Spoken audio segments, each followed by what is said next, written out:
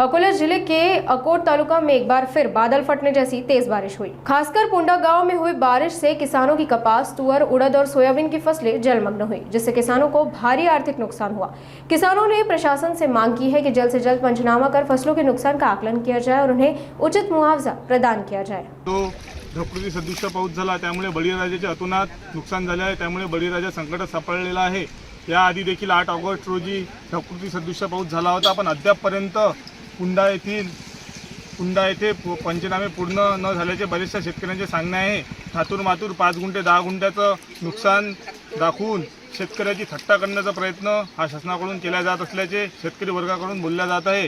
तरी शासनाने सरसकट नुकसान भरपाईचे पंचनामे करून सर्व शेतकऱ्यांना लाभ द्यावा। तसेच हुमणी अळी आणि हे वारंवार येणारा पाऊस यामुळे बळीराजा मोठा आर्थिक संकटात सापडलेला आहे। त्यामुळे शासनाने शेतकऱ्यांना न्याय देण्याचे काम करावे।